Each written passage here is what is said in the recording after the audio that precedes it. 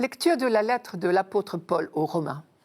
Frères, ceux qui sont sous l'emprise de la chair ne peuvent pas plaire à Dieu. Or vous n'êtes pas sous l'emprise de la chair, mais sous celle de l'Esprit, puisque l'Esprit de Dieu habite en vous. Celui qui n'a pas l'Esprit du Christ ne lui appartient pas.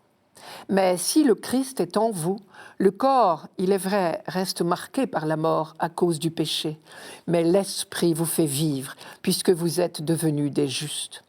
Et si l'Esprit de celui qui a ressuscité Jésus d'entre les morts habite en vous, celui qui a ressuscité Jésus, le Christ, d'entre les morts, donnera aussi la vie à vos corps mortels par son Esprit qui habite en vous.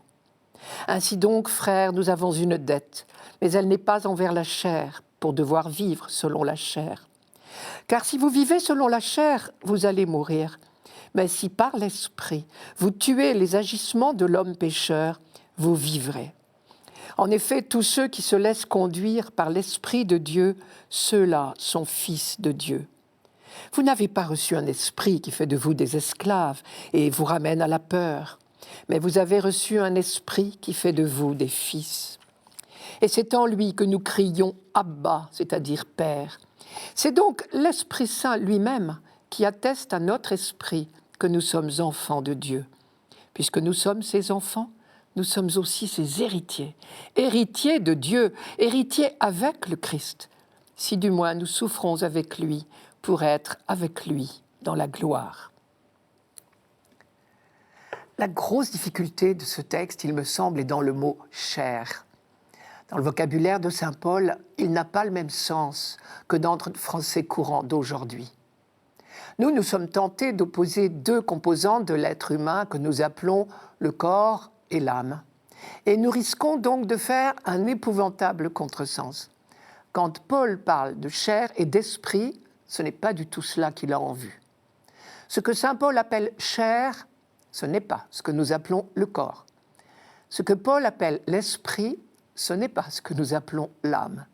Et d'ailleurs, Paul précise plusieurs fois qu'il s'agit de l'Esprit de Dieu, ou encore il dit l'Esprit du Christ. Et encore, si on y regarde de plus près, il n'oppose pas deux mots, chair et esprit, mais deux expressions, vivre selon la chair et vivre selon l'esprit. Pour lui, il faut choisir entre deux modes de vie. On retrouve ici le thème des deux voies très habituelles pour le juif qu'est saint Paul. Les deux voies au sens de deux routes, bien sûr. À nous de choisir pour mener notre existence, pour prendre des décisions, pour réagir devant les difficultés ou les épreuves. Il y a deux attitudes possibles. La confiance en Dieu ou la méfiance. La certitude qu'il ne nous abandonne jamais ou le doute. La conviction que Dieu ne veut que notre bonheur ou le soupçon qu'il voudrait notre malheur. La fidélité à ses commandements, parce qu'on lui fait confiance, ou la désobéissance, parce qu'on croit mieux savoir. À l'opposé de cette attitude de soupçon, de révolte contre Dieu, l'attitude du Christ, bien sûr, est de confiance et donc de soumission, puisqu'il sait que la volonté de Dieu n'est que bonne.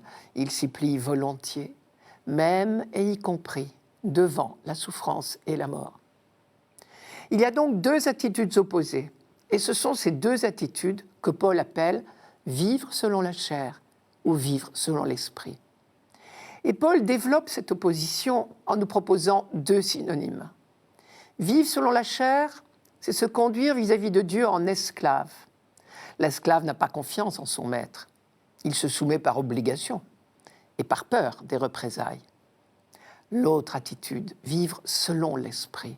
Paul l'a traduit par « se conduire en fils ». Et il entend par là une relation de confiance et de tendresse. Enfin, il dit deux choses. Premièrement, seule l'attitude dictée par l'Esprit de Dieu, l'attitude de confiance et d'amour, à l'exemple du Christ, cette attitude-là est porteuse de vie, tandis que la méfiance et le soupçon mènent à la mort. Si vous vivez sous l'emprise de la chair, sous-entendu l'attitude de méfiance et de désobéissance envers Dieu, vous devez mourir. Mais si par l'Esprit vous tuez les désordres de l'homme pécheur, vous vivrez. Je traduis, ce qui en chacun de vous est attitude d'esclave est destructeur. Ce qui en chacun de vous est attitude filiale, confiante, est chemin de paix et de bonheur. Deuxièmement, nous dit Paul, d'ores et déjà l'Esprit de Dieu est en vous. Vous êtes des fils, vous appelez Dieu Abba, Père. L'Esprit que vous avez reçu ne fait pas de vous des esclaves, dit Paul, des gens qui ont encore peur. C'est un esprit qui fait de vous des fils. Poussés par cet esprit, nous crions vers le Père en l'appelant Abba. Il reste la dernière phrase du texte. Puisque nous sommes les enfants de Dieu, nous sommes aussi ses héritiers. Héritiers de Dieu, héritiers avec le Christ, à condition de souffrir avec lui pour être avec lui dans sa gloire. Il n'est pas question d'imaginer un Dieu qui met des conditions à l'héritage.